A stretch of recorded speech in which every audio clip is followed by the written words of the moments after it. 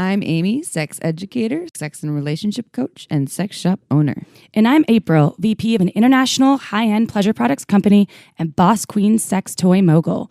We're best friends who make our own rules about who we are as sexual beings. With everything from how to be a badass in the bedroom to top tips for bringing your relationship to the next level, we have something just for you. So sit back, relax, and enjoy the show. Don't forget to head on over to our website at shamelesssex.com for more.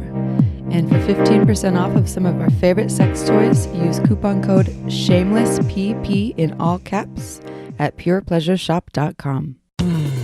You are listening to a pleasure podcast. For more from our sex podcast collective, visit pleasurepodcasts.com. Hello, everyone. Hey, folks. I forgot the well.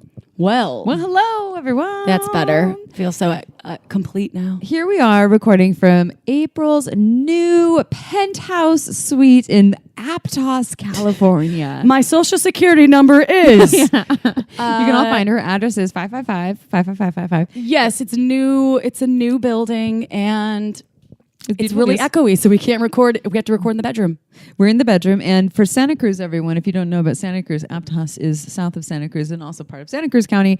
And Santa Cruz doesn't usually have places like this. No. This looks like a beautiful penthouse in New York. Although if this place was in New York, it'd be like 8 times the price of what you're paying. Oh, I'm yeah. sure. And we have an ocean view. You can from still the see the front. ocean. You can see the ocean, and there's hawks, and Ooh, yeah, there's nature. There's redwoods back there. there's going to be restaurants and bars. Right now, it's in development, but No. I'm enjoying myself here. It's been a solid month now. It's wonderful. And we have our lovely Paige here. We use Paige's name now. Paige, can we use her name? Thanks. She told us. Paige isn't on a mic, but That we Paige is could. here. She is part of what you see when you see our online presence on Instagram and all kinds of things. If And you're we- not following our Instagram, We invited her to record, but she said she doesn't like her voice.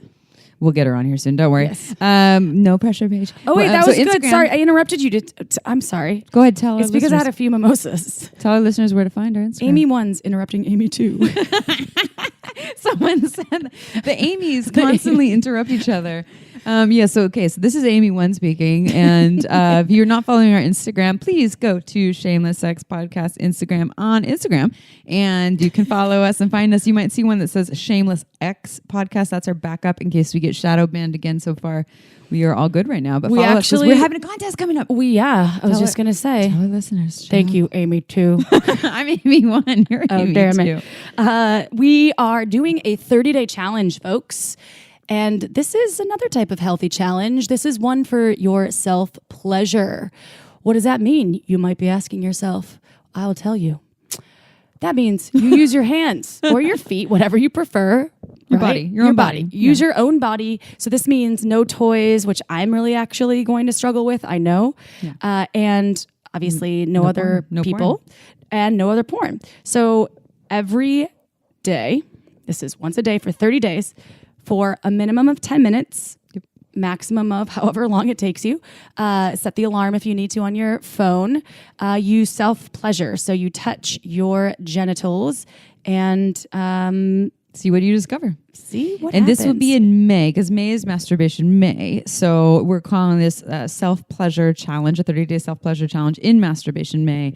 So this is coming out in April. So we're giving you a little heads up. There'll be prizes. We have a grand prize that is totaled at around $1,000. Yes. It has a vulva mapping session with Dolly, who will be on the genital next week's- mapping, actually. Genital mapping, it could be for any genitals. Yes. If you're in the LA area, otherwise she does online somatica sessions, and it's the part of the grand prize includes one of those sessions. She's going to be on our podcast next week. Is next week's episode. Oh, cool. If you're listening to this on time, it's the vulva mapping episode, and there's other prizes. There's a OMG, yes, Uber bunch. Lube, a duo from Hot Octopus, And this is for some self-discovery. Learn about yourself and what you actually can figure out in 30 days. I have never actually masturbated for 30 days. me either. And we would have probably called it a masturbation challenge. However, we didn't want to get shadow banned on Instagram again. Well, and masturbation, I believe, if you Google it, and the original definition is not a positive one. It's to soil yourself with your own hand, right? Like because masturbation was a bad thing, and good old Kellogg, like the cornflake folks, but they were regulating some things around sexuality back in the day. They were very anti-sexuality. So, and April, you know that I think it is the Victorian era that select young penis owners, they didn't, but the doctors and their peers, their parents thought that masturbation was so bad that they actually sewed in their foreskin or the head of their penis. They sewed like a wire in there so that every time they got aroused, it would hurt. Oh my God! And it God. actually prevented them from masturbating. But like you had a wire that was like constricting around the head of your penis because masturbation was so bad for you. So part of this challenge. What about hysteria, where they would cleanse hysteria by masturbating you? Yeah, by basically by pleasuring you, and that's how the vibrator was hysterical, developed, right? Because it was male doctors or just doctors in general. I think most of them were male at that time, using their hands. Women who were deemed frigid, and they were going crazy at home because they weren't having great sex, they weren't having orgasms, and they were stuck at home, Victorian era corset wearing housewives, miserable. Hello. And so then they would go in, have someone wank them with their fingers, and then all of a sudden they were happy again. And then they developed the vibrator because the vibrator made it a lot easier than using the hands. I think speed was really common too back in the 50s because you're talking about the 50s, that it was completely legal, and so housewives, I'm just saying this because it was in the 50s and that was very common, this heterosexual leave it to beaver shit. Yeah. And they would have speed, vacuum, and then fuck their husbands and then take the speed to a Quaalude at night or something. to like come down off of it. And it was all kind of normalized. And did you ever read the book Valley of the Dolls? Yes. Yeah. Oh my God. Which was like all about that lifestyle. Totally. I think that's where I stemmed this from. I wanted to say one other thing about the 30-day challenge is that my strategy, because I have to form one, is to use OMGS because I think that I honestly can tell you from a wholehearted, vulnerable, open-hearted, all the hearts, all the things, that I don't know how to pleasure myself with just my hands for 30 days. I've always typically use a toy or my bear or humping things, right? So I'm very intrigued, and I think OMGS will help me. So I've watched almost all the videos, and there's how many? 62? 62 videos and 11 modules. I'm going to learn some new tactics. Yeah, part of the reason why we created the challenge, or we are creating, is for our own selfish reasons, for you and I to both learn to actually have something that forces us to self-pleasure every day and to practice more with our hands. And OMGS, it's all about, season 1 is out right now. It's all about external vulva pleasure, and it shows you those videos that April's talking about. It's all online, very tastefully done, of real human bodies, female identified folks, showing you how they have the pleasure that they have, the way that they touch themselves, very tastefully done. They're not touching themselves to the point of orgasm. And it's for folks who want to learn, say you're already having great orgasms, you want to add more things to the menu, and you had no idea that your body liked, touching on the upper left-hand quadrant, which is totally something that they do in orgasmic meditation, or tapping or swirls. Upper left-hand quadrant and I hate to bring it back to me, but I have a scar, which I talked to Dolly about on that podcast. So it actually kind of hurts for me to do that. So I want to explore what will happen if I do explore that. Yeah, everyone listened to that episode because she had some advice specifically about areas of your body that are numbed out or have scar tissue. Trauma, yes. Mm-hmm. So, but OMGS is definitely a game changer for folks. And also if you have a hard time having orgasms too, it gives you all these ideas, and we're visual people, right? Reading a book is challenging for us to understand. Porn is very unrealistic. So go look up omgs.com/shameless and you get $5 off of season 1. You only buy it one time and you get unlimited access, and season 2 is coming out soon. And this is a great time to sign up for it. So if you don't really know what to do for 30 days of this challenge, now you have all the ideas. I got to tell you a quick story just to bring it back about me real quick, and then I'm done talking about myself, because then we have a sex question. It's way more interesting, but this might be, I love hearing about I think it's a great story for folks to hear, because last night, tell me stories. This morning. Sorry, it was this morning. I was banging it out with my partner, and I was banging it out, and I was using my Can you have slow sex when you're banging it out? Like it wasn't fast. We weren't like fat. It wasn't fast. Like if you were going really slow, would you be banging it out? We would be booming it out. Booming. No, we weren't going that fast. Okay. No. And this is a quick story. I decided to touch my clitoris because we were doing it doggy style, as they say. You were doing it? We were doing it. And we were having the things doggy style. So I was using my hand on the clitoris and I didn't feel anything. Like in just numbness. It was just nothing. And I was like, was what's this going on here? Was this early morning? Like you just woke up sex? Yes. Okay. When I wake up, my pussy is actually, this happened yesterday. I had to use with my partner. Uber Lube on it because it was not activating no matter what. I was like, oh my God, this is like a horror.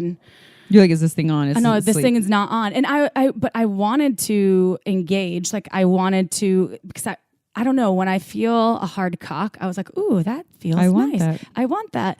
And I was like, definitely not in my mouth, because my mouth is like, and like, I was like, okay, let's warm up. So we were warming up, but just nothing was on. So I used some Uber Lube, which was helpful. And then nothing happened. So is that because of the morning? Well, I think everyone's different. Some people love morning sex, but I mean, when we talk about the vulva, it takes 4 times as long to get blood flow than the cock. The cock often wakes up with erections. The vulva is like still sleeping. I know that for mine, the first thing when I wake up, having sex right in the bed, like right first thing we wake up, really doesn't do much for me.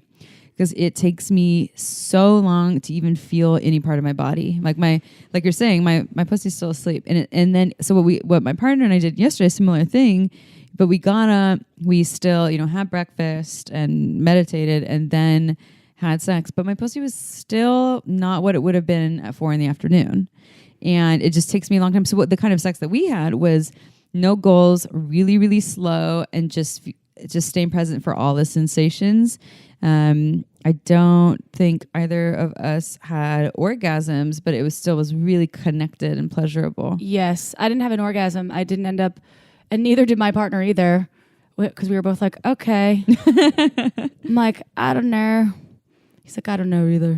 But that felt good. I'm like, it felt great. Yeah, you don't need to know. There was no need. I just wanted to share the whole kind of the experience that sometimes just nothing happens. Sometimes you are engaging in something and it feels good. Mm-hmm.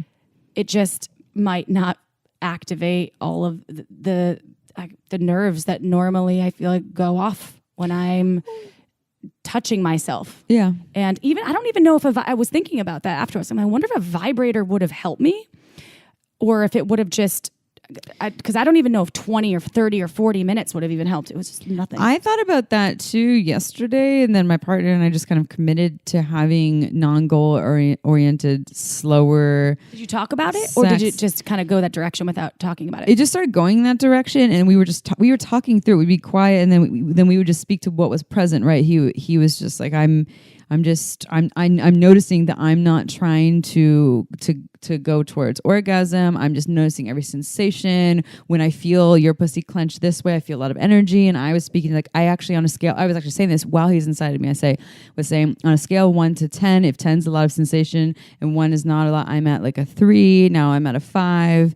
And we were just going with that. And so we didn't actually commit to it. We just did that and just stayed with that. And then at some point it was time for him to go. So it was time for sex to end. Ding. And it was not ending because of orgasm. Right. It wasn't a grand finale. It was just like, it's time for sex to end. So sex is over now. And it was really great. And he called me last night and was just talking about how insightful and helpful that was to have that experience of just staying present for the sensation and not working towards goals. Yeah. I think also could be hormonal sometimes when things don't ignite. Totally. Or if you have a lot on your mind, it's hard to drop into presence. I had an angry day anyway yesterday. I don't want to angry rehash. spice? Oh, yeah. I was a total cunty McBeagleson, as we like to call him sometimes. Just angry. But I'm better now. That's cute. You're adorable with your anger. I love you. Okay, so I don't know if we actually talked about this on the podcast yet. We haven't. So everyone, if you've seen our photo of us, our banner of us topless, our iTunes I'm very surprised logo. in my photo. I'm like, oh, I'm topless? Yeah, Oh, I forgot that I was topless. And there's a banner of us covering our boobs. But we actually had these photos taken by the owner of Boo Boutique in Salt Lake City, where we just taught an awesome workshop. That was a sold out workshop of over 50 people. And we love it. We'll be back to teach. Talented photographer. Amazing photographer. He does all the photography for their actual stores and their beautiful photos. And Yep. Blue Boutique in general, they've been around, I think, for 30 years. Yep. They have Salt Lake City. 4 stores in Salt Lake City. 4 stores. They also have online presence as well, and they are offering a discount to our listeners, 20% off of their online store only, not in store, so you can't go in store and use it. But if you go to blueboutique.com, you use coupon code shameless20. That's in all caps, but the 20 is in 20, so shameless in all caps and 20. You get 20% off on their website. Go and check them out, support them, buy some things. And that's just for our Shameless Sex listeners. They don't do that for any Nope. other folks out there. No other podcasters get that discount. So check it out. We love to support our Utah. I don't know. I think they're our Utah fan / Utah's fun. homies. I like Utah. You guys ready for love Utah. sex question? Yeah. All right. I don't even know what it is. It's going to be a surprise. Sex question. Okay. From listener in the UK, Anonymous. I've literally just come across your Shameless Sex podcast. You guys are awesome. So nice to hear people that are so open and honest with everything, and you inspire a lot of people too. How can I improve my sexual feelings towards my partner? I only ask because me and my partner met 5 years ago and it was purely sex. Then we got more feelings for each other, and 5.5 years later, we are together and have our own house and everything. We've both put on weight, which I think affects sexual life because 1, I don't feel sexy or confident, and 2, he was ripped when I first met him. I do like the muscle type men or a manly man if you get me. So to have a beer belly, I just can't feel that attraction and I feel really bad. I haven't cheated or anything, but whenever he does try to get close to me, come on to me, I just cringe. I really can't help it. Is there something wrong with me? I feel so mean. Well, I have to say something to this anonymous listener who wrote in. I have been there, totally been there with my ex-husband. I wouldn't even get on top when we were together. I was so I shamed my body so much because I had put on a bunch of weight. I wasn't working out. I didn't feel good about myself. I was working a lot, and I not only would I not want to get on top, I half the time wouldn't feel sexual because I didn't feel comfortable in my own body. So it was hard for me to even think about being sexy. I never felt sexy. The only time I felt sexy is when I would drink a lot, and then I'd be like, oh, come on, like, look at me now. And the only thing I could suggest to this person from my standpoint advice, and you'll probably have something totally different / just as important to add, is to do things for yourself that feel good, that help inspire you to feel better about your body. And I'm not saying that's exercise. You might have something totally different, like taking walks every day, but things that inspire you to feel good in your body. Like for me, it was working out. And now I feel great in my body. I love my body. I love myself. I'm happy with how I look. And I can tell you, I spent years obsessing in my head about my body. Years. That was probably the number one. 90% of my thoughts were about how bad I felt about myself. Yeah. Yet I still would eat really, cheesy, delicious foods that my body wouldn't process, and that helped me, achieve the size that I got where I wasn't comfortable. I knew it wasn't, I'm not going to say it was too big or too small or anything, right? For me, I knew that I didn't feel comfortable. So that would be my suggestion for this listener. Does that make sense? Yeah. I mean, they're asking not about their own bodies. They're saying, with their they're partners. asking, what do I feel mean about my partner, about my judgment of them? But I think that that's still helpful because they commented on that. And so I'm just curious about projections here because they're saying, we both put on weight. I put on weight, so I don't feel good in my body, and I'm also not attracted to them because of their bodies. So I'm wondering if by seeing their bodies subconsciously, also you just cringe. Says I just cringe. What do? I feel mean. But also deep down, is it like a projection of it bringing up how you actually feel internally about you? Because we definitely do that. Sometimes we often actually project things of, here's the thing about you that I don't like, which deep down is like actually something that I don't either like in myself that I do believe about myself, or that I'm fearful that I might turn into or have or be. So I'm just inviting that expansion of the thought process beyond just, I put on a little weight, but like I'm just not attracted to you, to like, oh, maybe this isn't just about my projection, or maybe my idea about you. Maybe this is also about how I feel about myself. And from that perspective, like what April is saying, connecting to that would be, if you are going to choose to do something about how you don't love your own body, to make that choice for you, right? Not like, oh, I want my partner to love me more, so I'm going to lose a whole bunch of weight. It's what works for you. What do you want? What do you need? So from that space, and then how to love your partner more, with their body being maybe a little bit more beer belly-ish than it once was. Well, I'm seeing that you both put on some weight and you're self-conscious, so maybe that means you want to do something about it and you have a desire for your partner to do something about their body. Make it a us thing or a we thing, right? So not just like, I'm not attracted to you because you have a beer belly. Say, I'm noticing that we're both kind of not very motivated, we're not eating very healthy, and we both have put on a little bit of weight. And I'm wondering if we could both commit to working out together, or maybe it's just going for a walk 3 days a week for an hour, to changing our diet. And I actually talked to a client about this the other day, a similar issue. Make a jar, like a cookie jar of some sort, where when you make a commitment, so 3 times a week, we go for a power walk for an hour. And it's Monday, Wednesday, Friday. It's always at 5 p.m. after work. And when it comes around to it, if one of you bails, they have to put $20 in the jar or something like that. Or they have to clean 20 pounds. Or 20 pounds. Oh, they're in the UK. In the UK. Perfect. 20 yeah, pounds. 20 pounds in the UK. I think they make a 20 pound. I can't remember, but I think they do. You put some cash in the jar or something that will make it so that it'll be more inspiring to do it. That's not a lot of money. Damn it, I have that right now. Well, to someone in India, it will be. But it's just something, so make it this is a long-winded version. Make it a us thing or a we thing as opposed to a you thing or a me thing. And do this together. And that's a really great opportunity to share something together, because I'm not hearing from this person that they want to leave them, they want to break up with them. It's just they're not attracted to them and they also don't love their own bodies. So this is an opportunity to share something together to be healthier or have more self-love. It's difficult to be healthy in the UK. For this listener, I travel to the UK often for work, and the food there it's hard. It's a lot of, the fish and chips is so yummy, and there's a lot of brown food. So it's probably going to take a more exercise induced lifestyle to actually help change come about, especially with how you feel. But exercise it's such a great endorphin release. So check it out when it's raining. Maybe just go puddle jumping together.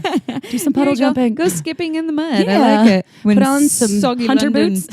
So soggy. So hopefully that helps. Dear listener, we love you. Thank you for sending us a sex question, everyone. You can email us at shamelesssexpodcast with sex questions. We definitely don't answer all of them anymore like we once did when we first started, because now we get a lot, but we still want them to come in. I wonder how many people write us when they first, when they binge listen nowadays, and then because... Yeah. Page binge Didn't we listen. answer yours though? And I remember I was like, I recognize this name. Yeah, that's awesome. Well, she actually got hers answered. That's our lovely page over here. Executive assistant. All right, everyone. So one last shout out. April talked about this when she was talking about her sexcapades that she had this morning. And we have a wonderful podcast with you that April hasn't even listened to, because this I know nothing. She knows nothing. I did this interview myself with my therapist, my teacher, my guide. I've been working with her for a number of years. I go to her retreats. She is a licensed therapist, a Hakomi trained therapist. She is studied under people such as Mother Teresa, Thich Nhat Hanh, all kinds of. I'm pretty. My belief is that she's an angel and not even human. If you saw the show The OA, then maybe she's that, but a therapist. I can't wait to listen to this. You've talked so much about her over the years. Oh my God. So she's amazing. Yeah. She's changed my relationship with myself. She's changed my relationship with my partner. She's inspired me to do so much of the work that I do. And I'm so excited to share her gifts with all of you, her offerings, her words of wisdom. So this is really near and dear to my heart. And don't worry, we will dive in a couple minutes. So Uber Lube, everyone. If you don't know, now you know. If you've been listening to past episodes, then you already know. And maybe if you've ordered a bottle, then you really know, because it is, in our opinion, one of the best lubricants ever. April, why do you love Uber Lube? What's your favorite points? Well, first off, I did give a bottle away last night. I forgot to tell you, because I had an extra bottle, and my friends never use lube. They've never used lube. So I had them actually feel a bottle that I have open. So because I can tell you what I, love about it, but I talk way too much about myself on these podcasts. So I'm deciding to talk about my friend's reaction. They were like, it's so smooth. One of them is a nurse too. And she was like, but it's silky. And she's like, but it's not sticky. And so that's perfect because most folks are used to sticky lubricants. Water-based lubes tend to get a little tacky. She said it was super silky and then felt like lotion, and then her skin felt super soft afterward. So I said, imagine that being on your bits or your genitals, and she's actually a labor and delivery nurse. So she talks about High standards. Yes. And I said, look, it has all of these benefits. It's not antimicrobial. However, doctors recommend it because it won't clog up your system, your pores. Yeah, it's less likely to cause allergic reactions Right. or yeast infections, things like that, than most other lubricants. And so I was trying to explain that to her, and she was stoked. So they haven't used it in action because I just gave it to them yesterday. However, I told her that I need. Well, I'm sure. Well, I haven't received a report yet. So just those little bits and the bottle. They both commented like, "This looks so pretty. It looks like a lotion." I'm like, "That's why we love Uber Lube, because it's a etched, beautiful, cosmetic looking bottle that looks like a perfume or a bottle of like nice cream." You leave it on your Serum. nightstand. It just looks like a cosmetic cologne perfume thing. It's gorgeous. If you go to uberlube.com, you can learn more. And if you enter the coupon code shameless sex in all caps, you get 10% off plus free shipping. We recommend trying a bottle. They have multiple bottle sizes.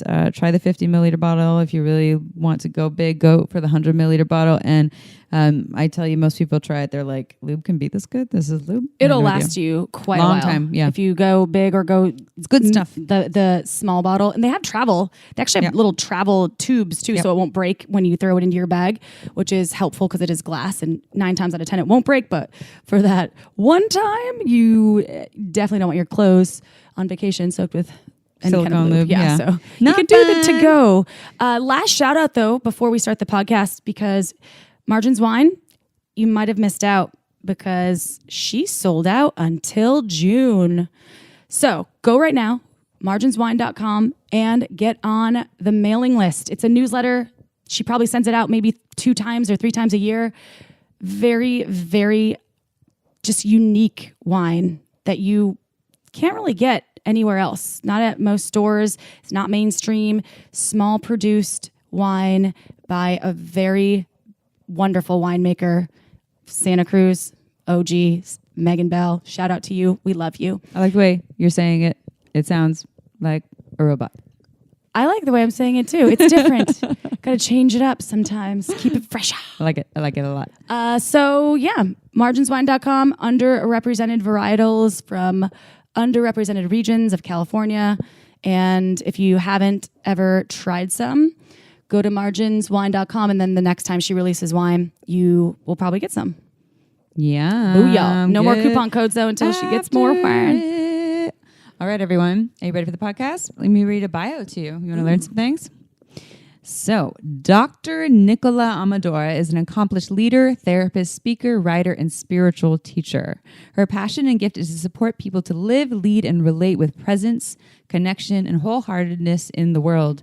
For 30 years, she has worked both in Europe and USA with organizations, communities, groups, families, couples, and individuals. In all her work, Dr. Amadora offers a rich banquet of life experience, high-level professional expertise, a deep well of wisdom, and great heart to contribute to positive change in people and our world. Nicola is known for integrity with a fierce, tender love for all beings. I can tell you that that is 100% true. She has a PhD. She is a Hakomi licensed therapist. She teaches meditation and mindfulness and Vipassana. Like I said, she also studied under Mother Teresa, Thich Nhat Hanh, the indigenous people, Adyashanti. She's a phenomenal human being that is such a blessing for me to work with and know, and I'm so excited to share her information with you. Go to Nicola, that's Nicola, Amadora, Amadora.com to learn more. Are you ready for the podcast? I can't wait.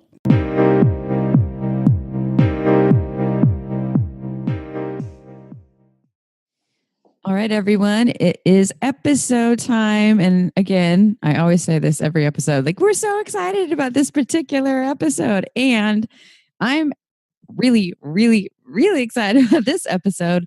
Partially because it just really hits close to home for me in a number of ways. This episode is with someone that is one of my teachers and one of my greatest teachers, and has changed my life in regards to my relationship with myself, my relationship with my partner, my relationship with the earth, my relationship with connection to my body, relationship to my childhood wounding, and the work that I'm constantly doing is inspired by this being. And I am just so grateful to share this with our listeners. I feel like I'm inviting a family member, but like a great spiritual master family member onto our show. Like I feel like I'm sharing a really profound gift with our listeners, and our listeners to me also feel like our distant family too. So it's like you kind of almost like sharing my great spiritual teacher, master, family member with my children. So I am just so excited and elated to have you here. This is Dr. Nicola Amadora. Nicola, to me and to all of you as well. It's such an honor to have you here. Thank you for coming on the show. I am thrilled that I get to be on your show, and I feel it's such a beautiful opportunity to expand what we've been doing together, and to just really support all the people that come to your show. I think it's wonderful how you already communicate. When I hear you speaking to everyone, I feel like you're really drawing everybody already in, and it's coming from a really connected place. It's wonderful. Yes, connected place for myself as a very heady person, as you know. We do our sessions together, and you're so good at slowing me down quickly. You're like, okay, let's take a breath, because I'm like, and my energy is all upward in my head. And so you've been such an important teacher of inspiring me to get into my body, and that has been my life's greatest work, and that will be one of the many things that we discuss on this show. So I would love to just start with, and we read your bio already in the beginning, but if you could share more about your story and why you do the work, where you got to where you are today, why you do the work you do that is so important about teaching people and guiding people into presence and into deep connection with the earth, with themselves, with their soul and their being. What got you here, and why are you so passionate about this? Well, this would be a very, very long talk, and I'm going to make this really short, because I feel I would love to dive into it with everybody to give you a taste and an experience of being really connected and bringing that into your relationships. But to answer your question, I think I have been always seeing in this world what is missing and what is the greatest pain in the world and the suffering.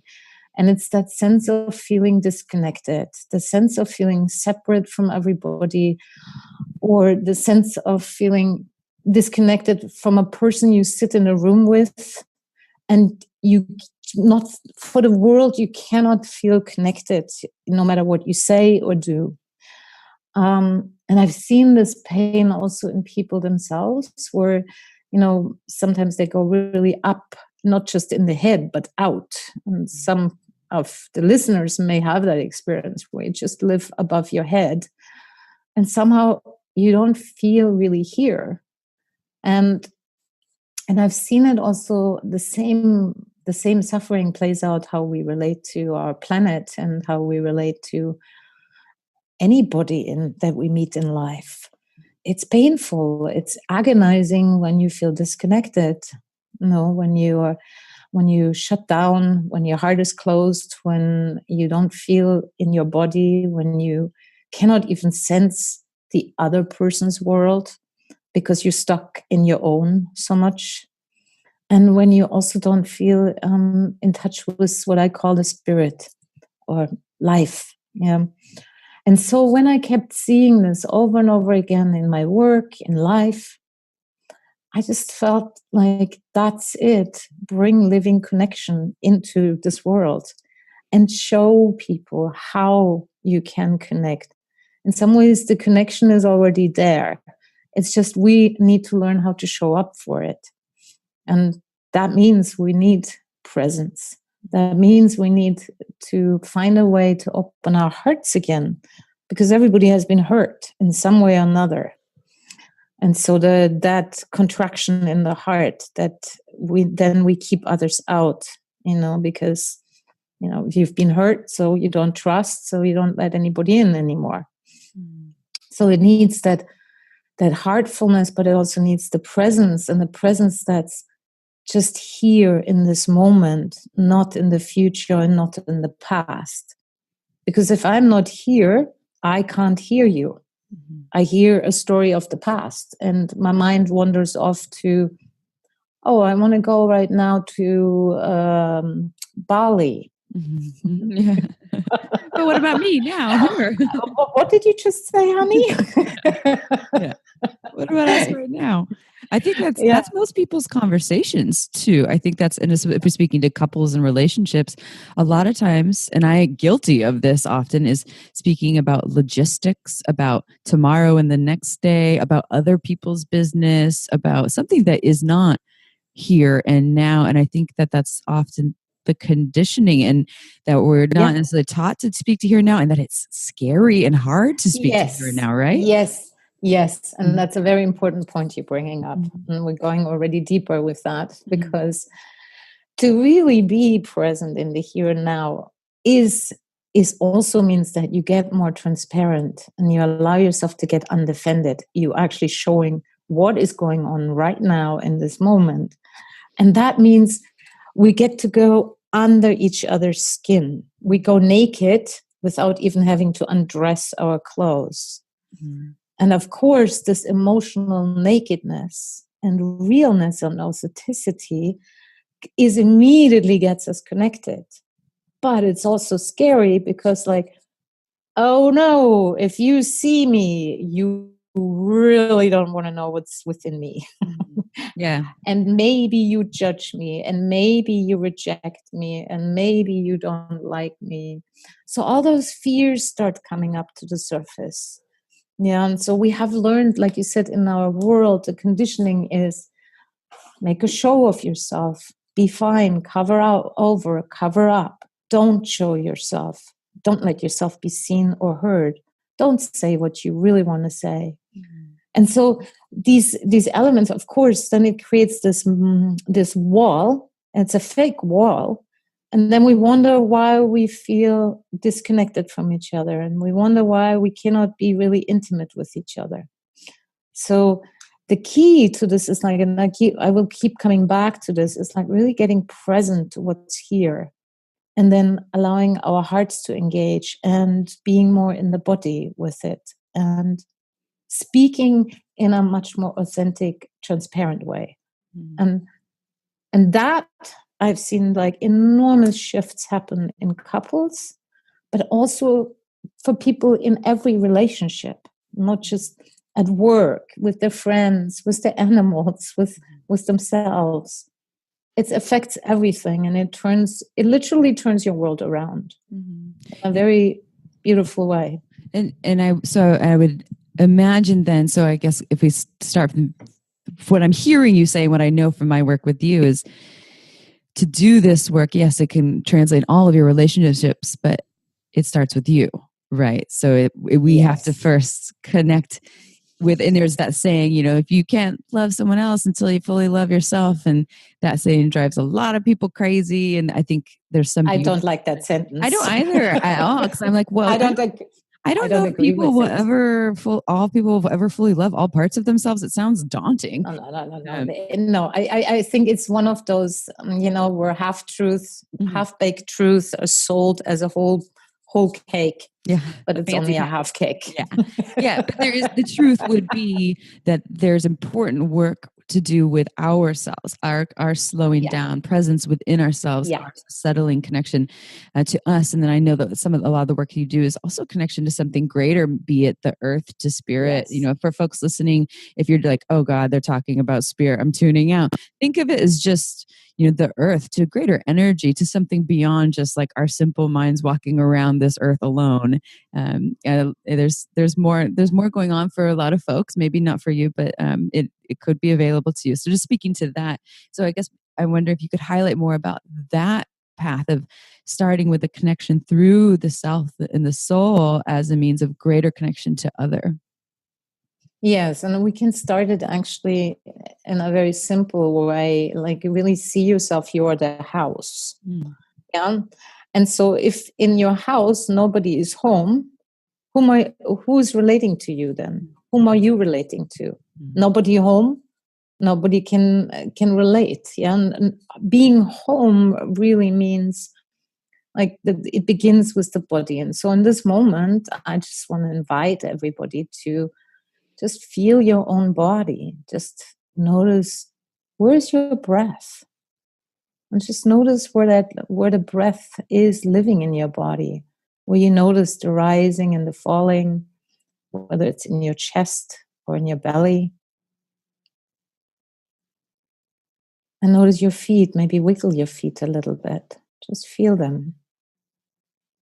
And look around in the room where you're sitting and where you're listening to this podcast. Maybe you can see some colors around you. Notice any sounds that are present.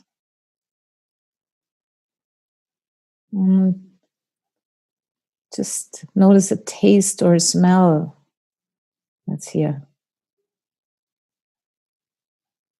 And just see what it's like to arrive in this moment in your body and in this environment where you are. And you can feel it probably already, Amy, yeah? Mm-hmm. Oh, yeah, I'm doing it right here with you. Yeah. I'm like, there's my body. Nice Here to I meet you. am in this room right now with these green trees in front of me and this little smell of toast in the air, and I can feel my legs and this warmth flowing, like I can feel my entire body settling in this moment that I was not feeling 5 minutes ago. Beautiful. Mm-hmm. And what happens when you do that? You feel more present, right? Yeah, there's presence, there's connection. There's also just more. There's just more everything. The sensations, the connection. Yes. There's aliveness. Yes. Yeah. And this is the aliveness. This is what we're really craving for. Is this, in the moment you feel connected to this aliveness that's pulsing, probably you can feel it in your hands and in your feet, the pulsation. And it's to feel that aliveness. That's what everybody wants. And that's also what helps us to feel more connected. When we're in touch with our aliveness, you probably can remember when you danced totally alive in a party or at a festival or with other people, and you felt so exuberant and so alive. And how easy it was then to connect with everybody. Yeah. And because when we are here, we don't go into the future worry, and we don't go into the past regrets. We just here, and there's a safety in there. And in order to have connection, more intimacy, more love, celebrate more love with each other, we actually need to feel safe. And being present in this moment is safe. Unless, of course, there's a robber at your door. But then you probably have much more capacity to deal with it when you're present.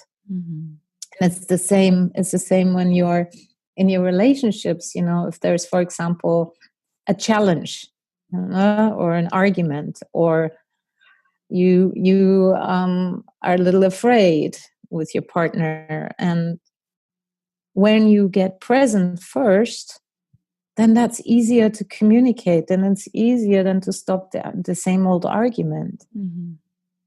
And it's like we go on the same train and over again, and we can't stop it. Mm-hmm. The same argument, the same weird way we behave. And suddenly, when you become present, you have a choice. Mm-hmm. That's something. So speaking personally, and how the work that I started working with you one-on-one couple years ago, and it was when my partner and I had separated. He was like gone. We were not in any contact at all. We were like completely separated at that point. I was pretty devastated, and I was in this place of disconnecting and numbing out because it hurt. My heart hurt so much. And then I started working with you. So I go have sessions with you to start to reconnect with myself again. And I can speak that to us that it's been a journey that for me, going in and out, and especially having an upbringing that had a lot of reason, I think, to disconnect from myself, from my heart, especially when it came to the masculine, protecting myself from big, scary daddy masculine, Yes. which brought me into my head, and also into my own masculine, like putting up my own shield and bringing up my own sword. But the work with you that I've done to teach me to bring me into the present moment has taken. It's not an overnight journey, right? It's a constant, 2 steps forward, 1 step back, and a path that I will always be on. But what I can say is that through this work, my partner and I, we would go through these downward spirals you're talking about, get stuck on that train, and it's just like, and we both be on that thing, and we both would see it. We'd be like, we're on this train again. And it goes really fast down So into the fast. trenches. Yes, it's been like 5 minutes, and the train is in another country already. We're like, how did this happen? And we're both seeing it, but we don't know. We used to not know what to do. We didn't know how to stop it. We didn't understand. And now through this work, because he has been doing this work as well on his own and together, working with you as well, we both now, after a couple of years of the work, this train, someone starts to get on the train. It's like starts to move, and either one of us is like, I'm not getting on that train, or the one that's starting to get on, they're like, you know what? I'm starting to get on the train now. I see what's happening here. We need to take a moment to ourselves to go and to do some breathing, do something to connect to the earth, to ground down. Let's come back in a half an hour and try this again. And we now can do that on our own. Like we used to not be able to. We're like, Nicola taught us all the tools. We can't do it. It just, because we were still stuck in the autopilot. And from so much practice, is very strong. Yeah, but we're seeing the results of doing the work of connecting to ourselves and doing that work, and how it's showing up in relationship and my relationships with everyone, and feeling more connected and alive in the world and with each other. And it's beautiful and so rewarding, and was such a journey, and will always be. But oh my gosh, I can't even explain how important this work is for everyone that's listening. So if you want to share more about that, as we're talking about the present moment and slowing down and feeling our bodies here, and then what else can we do with that? Where else can that take us? Yes, beautiful. This is so juicy here. I'm excited. Yeah, and you can feel in this moment already. Just if everybody wants to just check in, what are you feeling? Not just in your body, but what is the emotion that's present here? Because that's another place. If we're in touch with our emotions, then we can easier open our hearts. And otherwise, everything starts being projected. Yeah. So if I can own up right now, when I'm sitting here with you, Amy, I feel such joy and such exuberance too, and a joy of sharing this work a little bit, of giving people a taste, and hopefully just inspiring you all to go deeper in your connection with yourself and your partner. So as you notice what you feel inside, and sometimes it's not easy. Sometimes you might be wondering, what am I feeling actually? What is the emotion that I'm experiencing? Sometimes it's numb, or sometimes you spaced out, you have no clue. And sometimes it's like a faint whisper of sadness or a faint whisper of joy or a rumbling of anger. And I just want to invite everyone to just feel, just notice without trying to make it go away. Just notice how you feel, really feel, not what you think about your feeling. Mm-hmm. Yeah, that's a big distinction there. The difference between what Yeah. I think about my feeling, what am I actually feeling right now? What are you feeling right now? Well, there was excitement, but if I speak to a physical feeling, it would be there's tingling, there's tingling sensations in my body in terms like that's the excitement. It's like this, I can feel it in my legs and my heart and my chest. Yeah. My emotions here are there's joy. There's just a lot of joy. I have this like constant smile on my face right now. I know my smile is really big too. Mm-hmm. And oftentimes when I can speak to myself too, I've had those moments of, I think even you say, Amy, what are you feeling right now? And I'm like, I have no idea. I don't, and I think I've spent years being very disconnected from how do I actually feel, as opposed to the idea of how I should feel or how I want people to think I feel or what's okay to feel.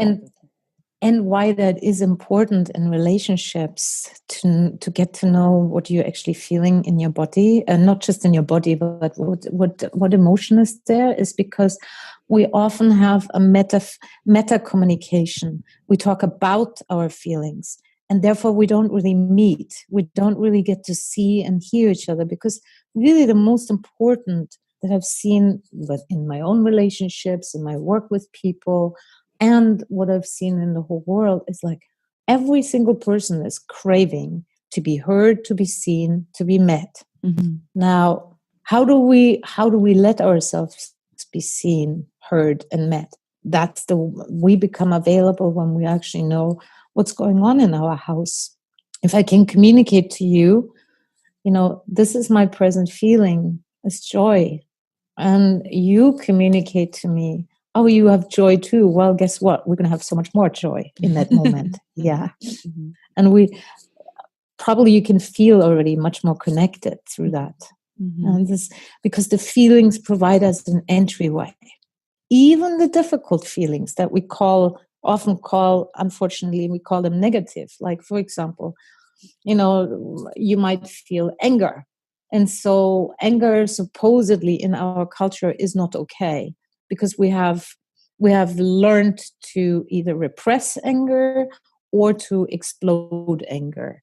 But if you really just present and you say to your partner, hey, I feel really pissed right now. And not because you did this, and not, oh, you are such a asshole. I wasn't sure if it's okay to say that on your show. It's the best podcast. You can say whatever you want. Yeah. You'd be like, fuck you, motherfucker. Yeah, which we're not saying today, but yeah. Because you're not getting anywhere with that. But when you say, hey, I feel really pissed right now, and you just can breathe with it, and your partner can be there with you, it is juicy, it's alive. Mm-hmm. And it connects you, so that actually when you can sit together, I had once a partner where we could sit on the couch together, held hands. We've been practicing a lot together. Mm-hmm. And we held hands, and it was one of those days where just I felt crabby and he felt really upset about everything, and our kid was upset, and the whole thing was upset. We're sitting on the couch, and I just couldn't stand him in that moment. Mm-hmm. We held hands, and I hated holding his hand. Mm-hmm. And I couldn't, and we looked at each other, and I just said to him, I do remember I love you, but right now I just can't stand you. Mm-hmm. And he said, you know what? I'm so glad you're telling me about that. Mm-hmm. Tell me more. Mm-hmm. And that just opened the door for us to feel connected, even if we didn't like each other in the moment. Yeah. So this is the piece where it gets really, it's like learning to surf the waves. As long as strong feelings come, and of course, it requires some learning to first be okay with your own feelings, but then also to communicate them in a way in your partnership that opens doors rather than shuts doors. Mm-hmm.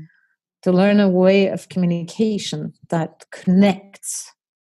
How does the partner on the receiving end not take it personally, right? I think that's because I was talking to some of my own clients, but a lot of what I talk to my clients about, everyone who is a client of mine is inspired by Nicola, by the way. So we're up to the source now. But the word that the analogy I was using was that maybe I got this from you. I don't know if I created this, but they were kind of, I think you did actually. We're kind of throwing curveballs at each other, or like we're throwing a ball at each other, right? Yeah. Or like an arrow, right? Or a dart. And we're like, here's the ball, you throw something at them and maybe you're actually not throwing it. So you say, that's the difference. Yeah. Right now, I'm just really pissed right now. And their interpretation is that you threw the ball. Right.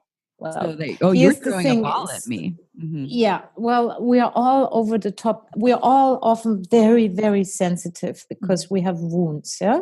Mm-hmm. And some people are really good at throwing the balls at others, but they can't take it when somebody else says something. So here's the key: when you want to express something to your partner, that's like saying, "Hey, I'm pissed with you." Where you coming from is the most important. Mm-hmm.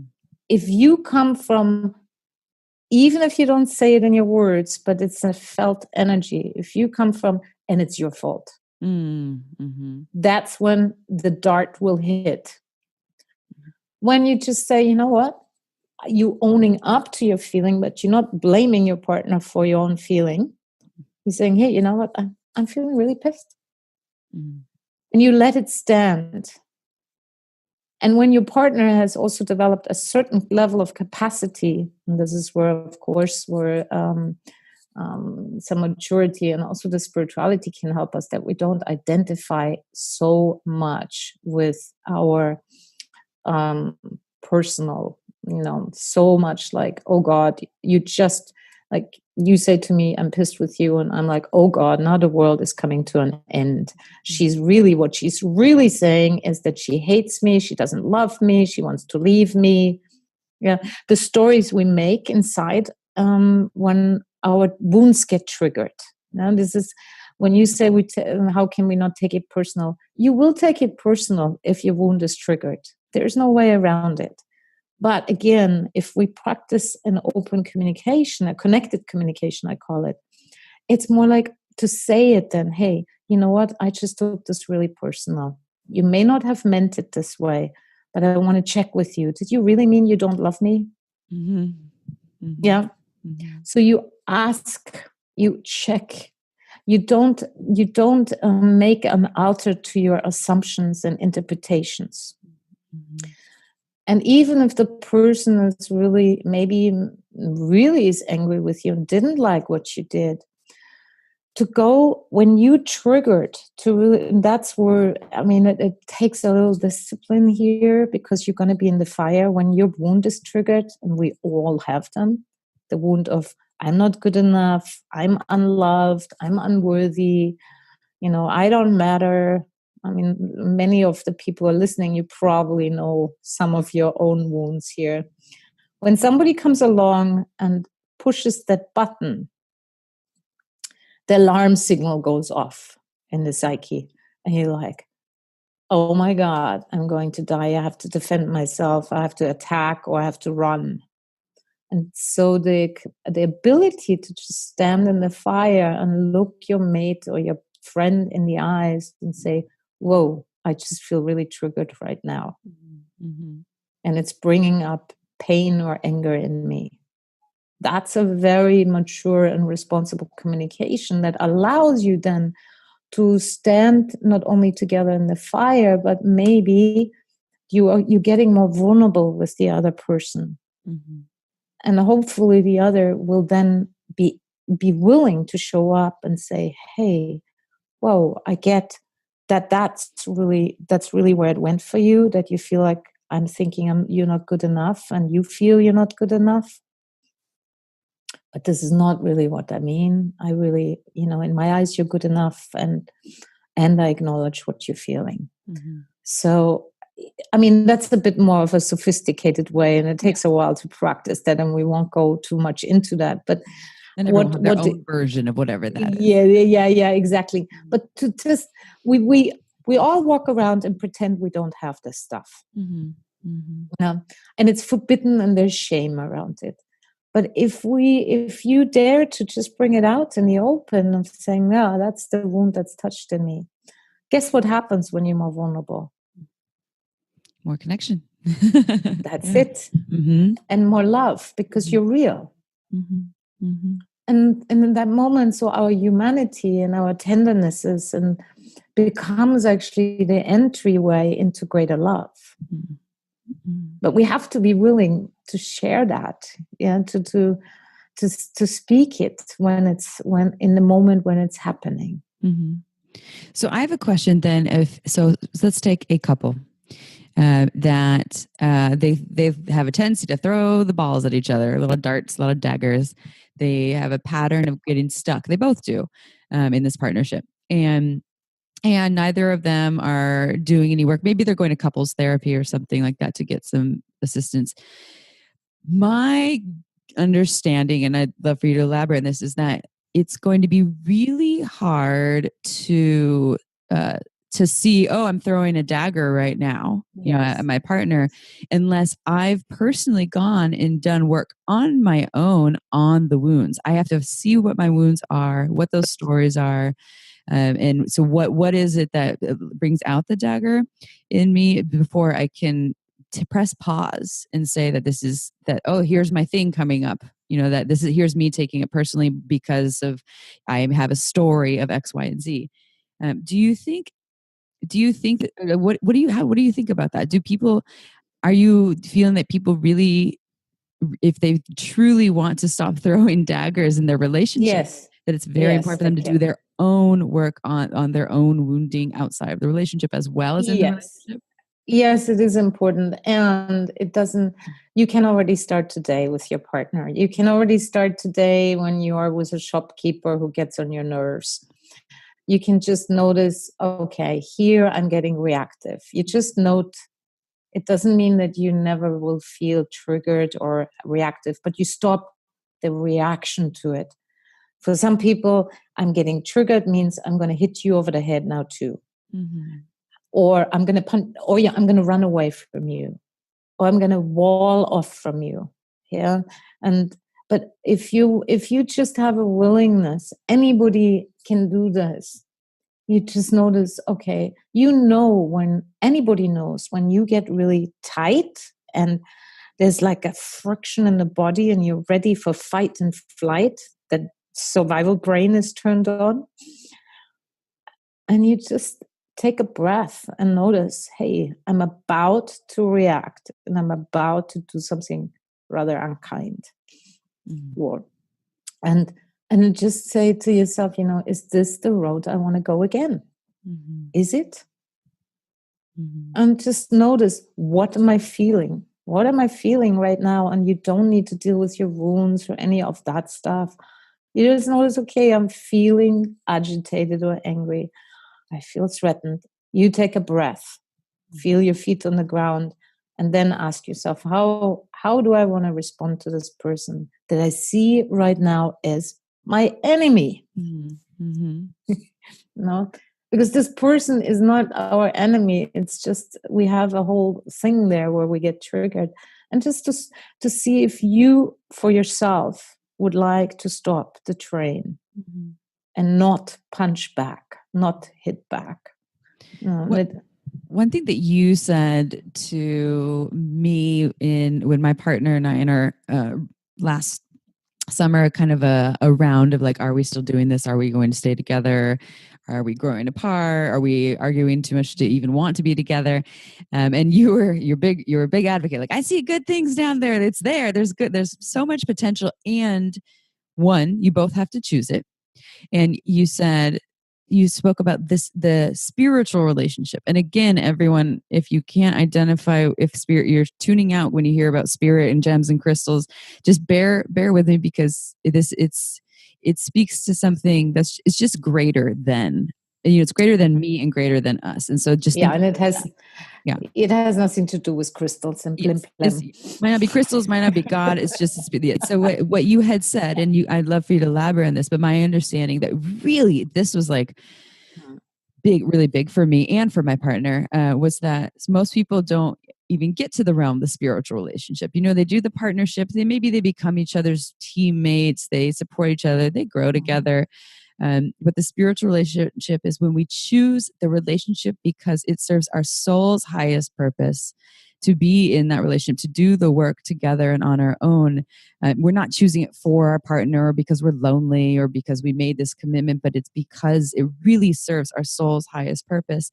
And part of that is both people fully choosing it, and then also fully committing to doing the work, where when we get into an argument, we both realize, okay, we both did something here. Like we both played a part here, and it shows us that there's work for both of us, as opposed to what usually happens is, there's an argument, there's a little tussle, we go down on the train, and both of us are pointing the finger at the other person.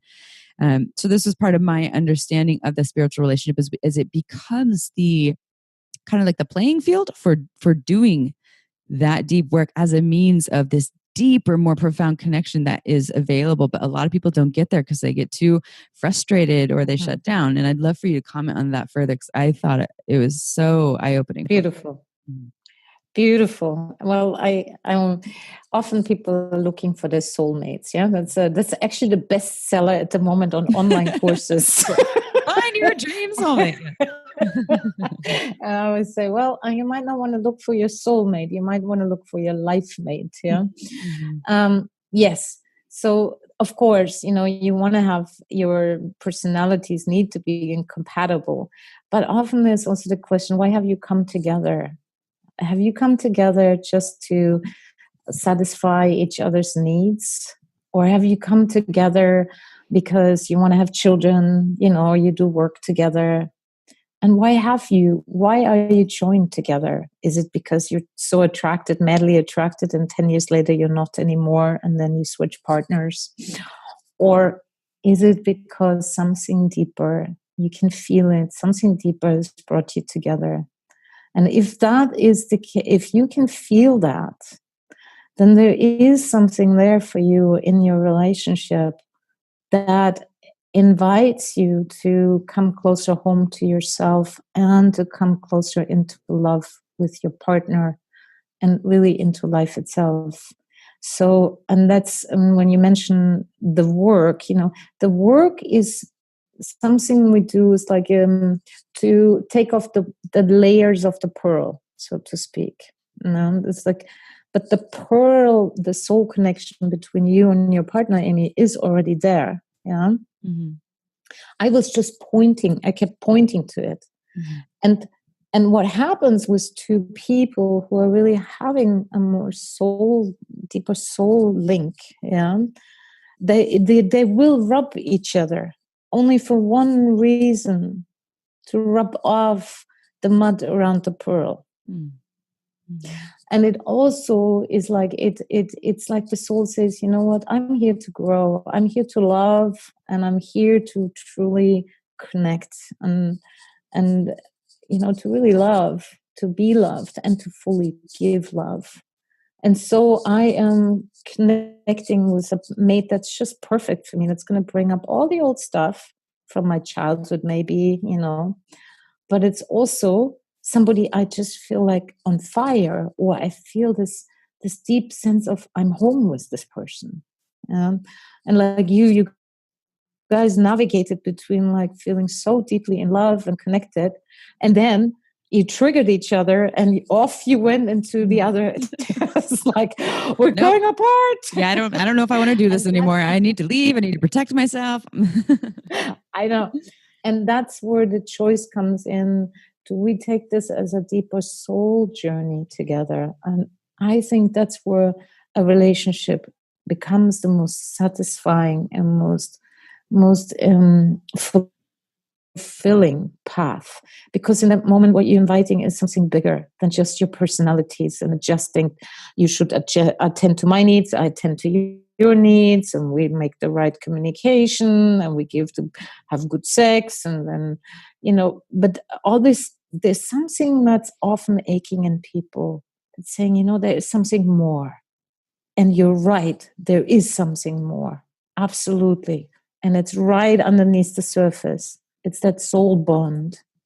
And it's inviting you to come deeper into it. And your partner, often, if your partner is willing to go there too, that's where sometimes the firecrackers spark. Or you hit that same spot over and over again. He never cleans up the house. No matter how many times I said it, he never cleans up. She always bugs me for this. She always wants to control me. Yeah, even when you hear those stories, and I bet everybody has those stories where it's like the always and never story. And we never can work this thing through, because it's always we always end up in the same place. Always, never, never, always. Yeah, but it points to a place where if you see it as a metaphor, where the river of love wants to flow between the two of you, and you have made a dam. Your partner has made a dam, and you have made a dam, and there's only a tiny little hole where this goes through, but the river is pushing over and over onto the dam and saying, let your barriers go down. It's like, this beautiful poem from Rumi, there's one sentence, there's like a piece of it says, love is already there, always. It's just, we built the barriers, and our only work in life is to let the barriers down so love can flow again. And so that's what we do in a more, soul-based relationship, or in a, you can call it spiritual relationship. It's like you see, where are you two getting stuck? And it's exactly the place you're stuck inside, and this plays out with your partner. And this is actually your golden opportunity. It's your golden egg, where when you go towards that challenging place together, you find more intimacy, you find more freedom, you find more happiness. It's just unraveling a knot together is a little uncomfortable.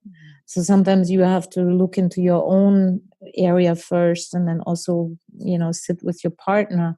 But again, it's like this deeper understanding that those knotted places, they have been there already. So all your partner is helping you is we're shining a light together onto it.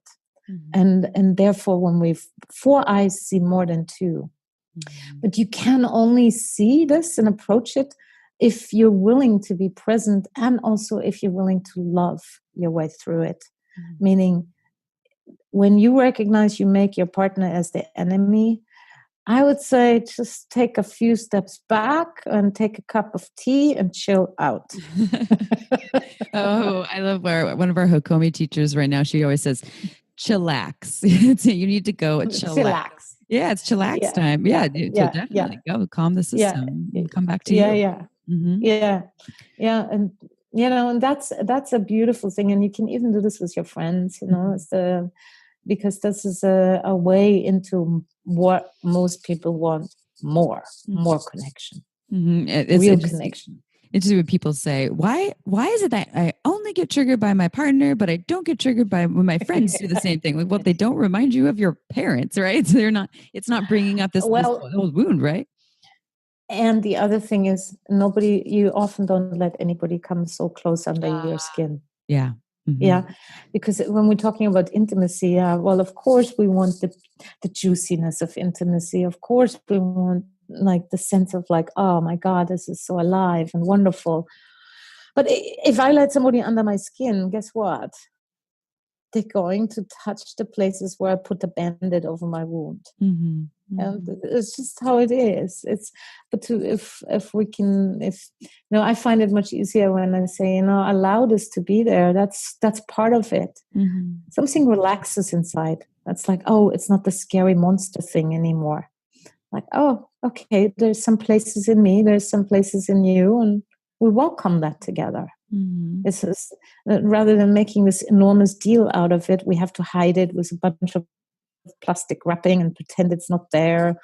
Just to say, hey, just when I was working with a guy, and sometimes with men, we have to work it a little differently, where there's a need to be in the mind and to understand more, but he was already ready to go to being more vulnerable with his partner, but it was so scary for him to say to her what he really feels rather than making a story around it.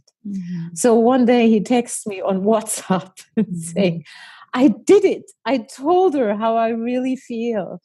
And I was so scared. I was sweaty in my hands. And he said, but what happened was we just fell in love all over again. She was so thrilled to see me vulnerable. And for any man, it's such a bravery to become more vulnerable. But also for women, even though we are much more emotional wired, and so it's a little bit easier. But as women in our culture, we have also a lot of defenses, and we have not been treated always very well, and so we hide the most tender places inside of us from anybody, and then we hide it from our partners, and then of course the sex diminishes too, the juiciness. But if we allow ourselves to just a little bit to say, hey, you know what, I feel really tender here, or I feel really juicy with you. So is this how we get more juicy? Do we get more juiciness from sharing our hearts and feeling our bodies? How does this translate to sex, Nicola? I knew there was something extra exciting. You know what? The funny thing is, and people always think as the heart as something smushy. We all have the smushy feelings, but really the heart is like, it is the entryway into juicy sex.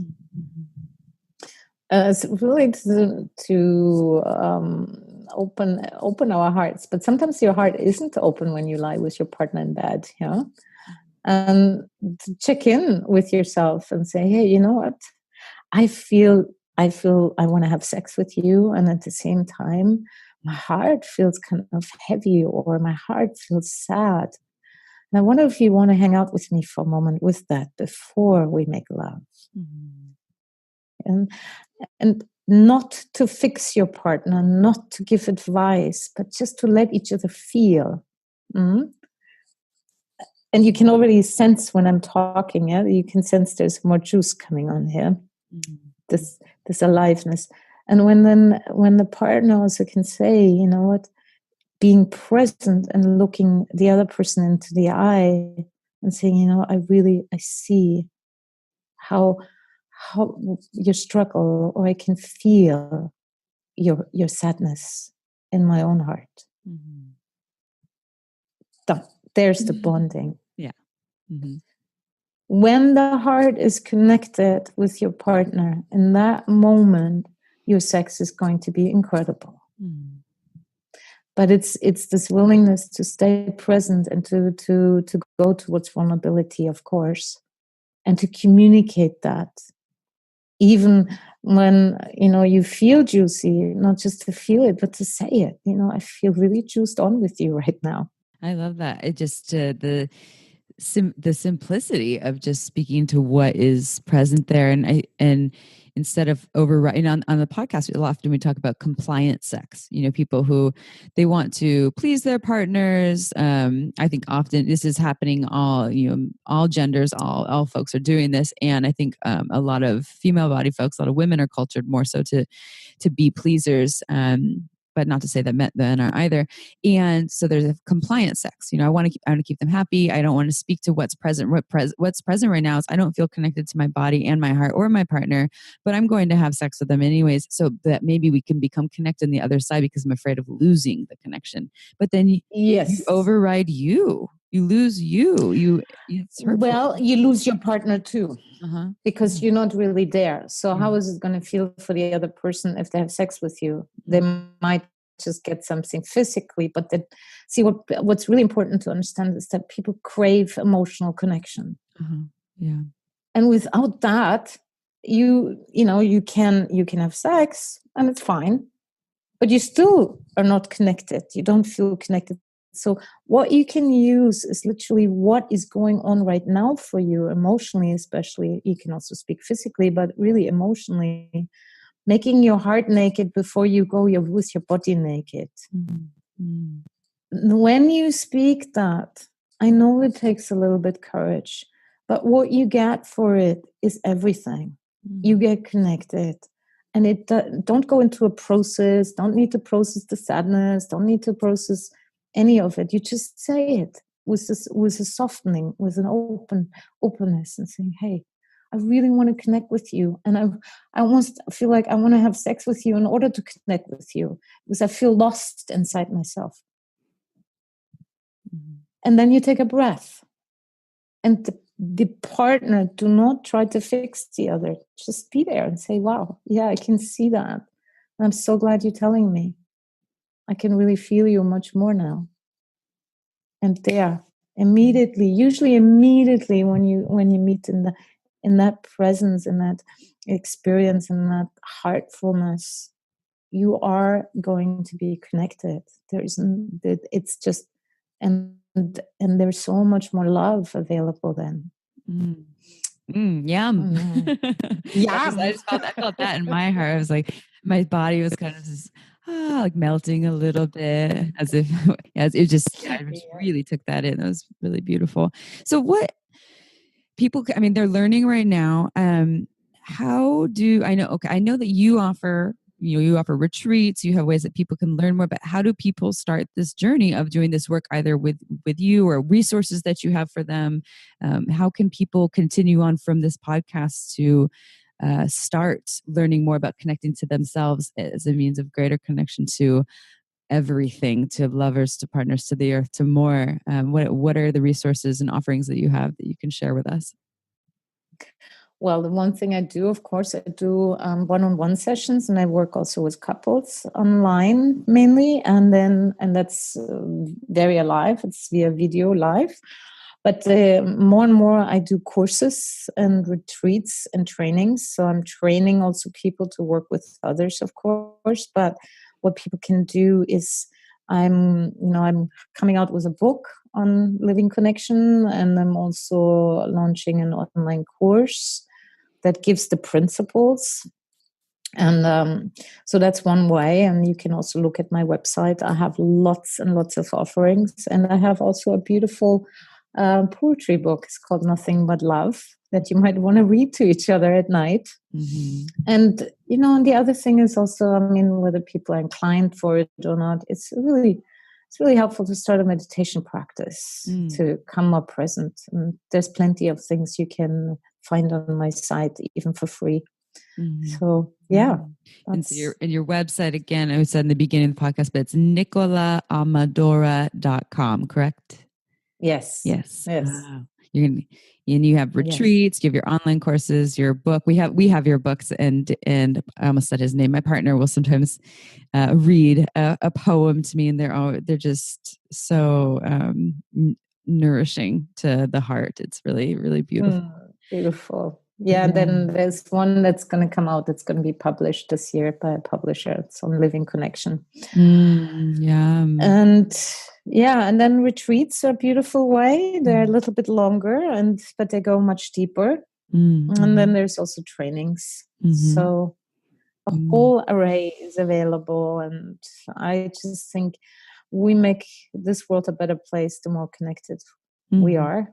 And so much more is possible, and then the love also flows. Yeah. I'm so happy to have you sharing with our listeners. Hopefully, all of you got something out of this episode, and if you are in a partnership, but I think this is also common for partnerships where you're in a partnership and one person's kind of doing the work, they're listening to things like this and they want the moreness, but they're like, how do I talk to my partner about this? Have them listen to this episode. Share this. It's easy to share and say, hey, there's something that I listened to that's really touches me, that really touched my heart and really spoke to me. And I'd love to share this with you. And maybe we can, we listen together, or you could listen, we could chat about it and see what's possible there as a means of more connection. I think that's a thing for partnership when I'm going to say sell it as in an authentic way, not inauthentic. Like I'm going to sell them on something, but when we sell it as, hey, I desire this as a means of being more connected with you,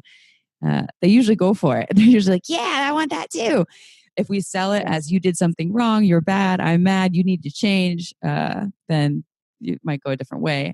So yeah, this is a great opportunity to share if it really spoke to you with people or even loved ones that aren't partners.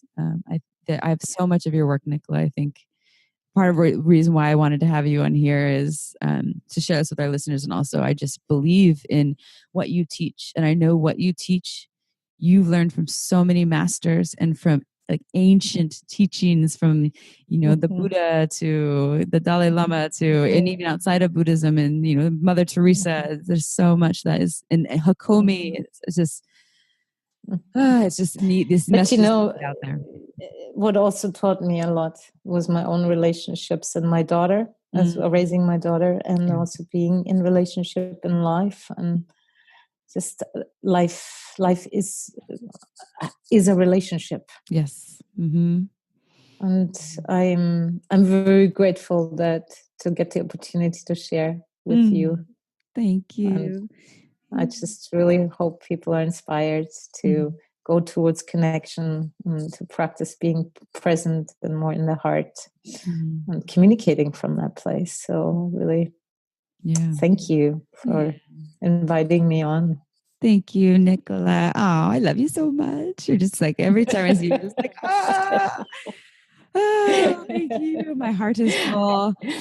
So everything I want to also say, you two have, Amy, both of you have worked so deeply, and I just see the results on you just blossoming. It's incredible, the change, just beautiful. Well, and you've been the guide, the shining light, and this just such an important support for us, and an important mirror for. I mean, that's how I feel with you. Is you have been my mirror to helping me to see that which I cannot see, and showing me what I already have.